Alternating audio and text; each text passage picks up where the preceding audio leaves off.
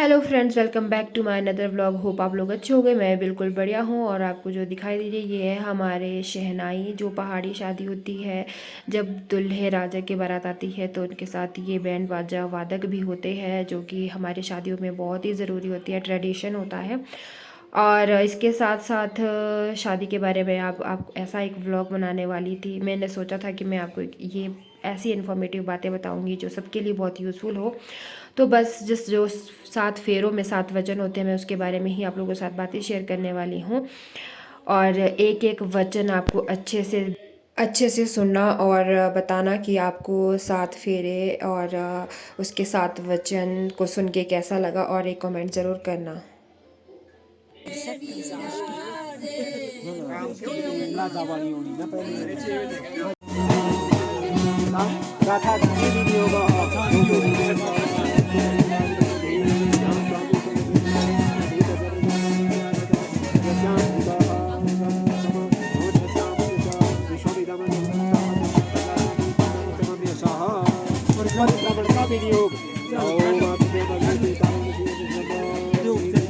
प्रार्थना करती है, कन्या करती है कि अब मैं जो है आपके स्पुर्द कर दी गई हूँ माता पिता के द्वारा, और देवता के सामने, अग्नि के सामने मेरा उन्होंने कन्यादान कर दिया आपके लिए।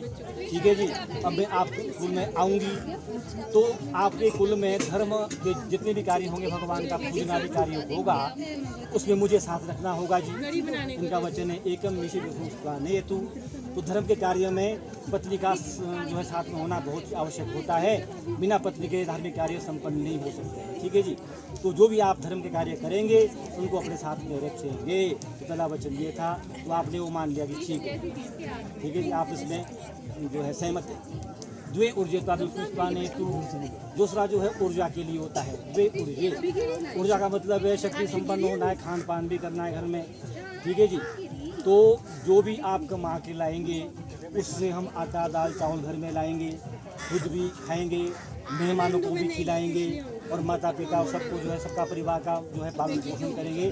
त्रीणी रायस कोषाय, जो तीसरा जो रायस कोष के लिए है वो है कि मैं कहना आपको मेरे पिता का मान भी करना होगा। जैसे मैं आपके पिता का मान करूंगी, उनको मैं अपने बुजुर्ग मान करके उनकी सेवा भी करूंगी, लेकिन आपको भी मेरे पिता का मान रखना पड़ेगा। ठीक है जी। अभी तो क्या नाम हो सकता है, पुत्रा जी कहीं दूर चले गए हो और पिता घर में अगर बीमार हो जाएं, भाई लोग अगर घर में नहीं है, तो आपको मेरे साथ चलकर उनकी सेवा भी करनी पड़ेगी। बीच में अगर ऐसी समस्या आई जीवन में, वो भी आपको मानना पड़ेगा जी, कि माता पिता का भी आप मेरे माता पिता का आदर करेंगे, मान करेंगे, सम्मान करेंगे, सेवा भी करनी पड़ती है बीच में। और ऐसा होता तो नहीं ना, हमारे आम जो पर वचन है ये यहाँ पर, तो वो भी जो है इनको आप इसकी मानने जैसे अपने माता पिता हैं वैसे ही इनके माता पिता भी हैं, उनको भी आपको सम्मान देना पड़ेगा। चतवारी मयो भाई अब जो ये 2 वचन आते हैं कि खट ऋतु और छठा ऋतु के अनुसार होता है, 5वां होता है पशु के लिए, और चौथा होता है मयो भुआय हेतु। अब धन भी कमाना पड़ेगा आपको। जो हम धन कमा के लाएंगे उसका आधा हमने धर्म कर्म के लिए रखना है, ठीक है, 10% साइंस, और आधा रखना है भविष्य के लिए। ठीक है जी। और आधे उससे जो कुछ बचेगा उससे हमने अपनी दिनचर्या चलानी धन से, उसको ऐसे ही बर्बाद नहीं करना, क्योंकि लक्ष्मी माँ है, इसका अभिशाप भी लगता है, उसको अपने घर पे उड़ाओ, तो उसका जो है सदुपयोग करेंगे हम धन का घर में मिलकर, और आपस में मंत्रणा करके कि हमने इतना कमाया, इसका कुछ अंश हम दान में लगाएंगे, इसका कुछ अंश हम पूजा के लिए लगाएंगे, कुछ अंश हम सेवा के लिए करेंगे, कुछ खाएंगे भी। खाना तो भाई ना बिना खाने नहीं होगा, दान भी करना है और सत्कर्म भी करने हैं। अपनी इच्छाएं भी पूरी करनी है संसार में, क्योंकि इच्छाएं जब तक इच्छाएं पूरी नहीं तब तक आदमी भटका रहता है संसार के अंदर। इसलिए इच्छाओं को भी दमन नहीं करना, वो पूरी कर दी है। गाड़ी की इच्छा है तो गाड़ी ले लो, चलाओ भी बढ़िया मजे के साथ। ठीक है जी। अन्य इच्छाएं, घूमने फिरने की इच्छाएं वो भी पूरी कर लो, कहीं जाने की इच्छा है, मतलब जो अपनी इच्छाएं होती है, पर होनी चाहिए इच्छा होनी चाहिए अच्छी इच्छाएं, बुरी इच्छा नहीं होनी चाहिए। ये जुआ खेलना या शराब या कुछ अन्य व्यभिचार, वो इच्छा नहीं होनी चाहिए संसार के अंदर। और यदि अच्छी इच्छाएं हैं वो जरूर पूरी करनी चाहिए। तो पंच पशु भ्यो, ये पशु भी रखने घर में, यदि पशु नहीं होंगे, गाय नहीं होगी, तो फिर वो अमृत कहाँ से आएगा, यदि हम चिप्स खाएंगे, चॉकलेट खाएंगे, पिज़्ज़ा खाएंगे, बर्गर खाएंगे तो वैसे ही फूल जाएंगे हम। तो उससे जो है हमारा शरीर स्वस्थ नहीं रहेगा, हम सत्कर्म नहीं कर पाएंगे। ठीक है जी।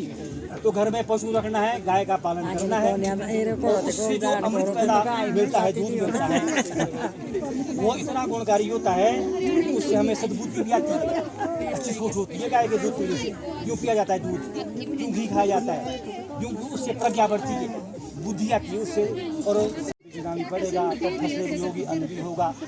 फिर छठा वचन होता है खट ऋतु भी हो, ऋतु के अनुसार कार्य करना है। अब गर्मी का मौसम है तो गर्मी के मौसम में गर्म वस्त्र नहीं देने पहनने को, ना इनको ना आपने इनको, और अपने बुजुर्गों के लिए भी गर्म वस्त्र, मतलब गर्मी में ठंडे वस्त्र, अच्छे अच्छे फल फूल खाने को ऋतु के अनुसार कार्य होगा।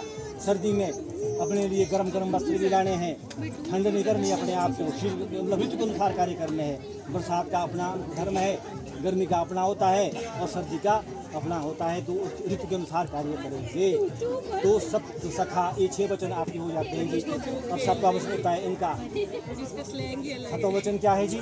अब इनका एक ही वचन है कि जब हम विवाह संस्कार करके अपने घर को चले गए, वहाँ रहेंगे, तो पतिदेव को पत्नी का सिर्फ एक ही कार्य अच्छा नहीं लगता।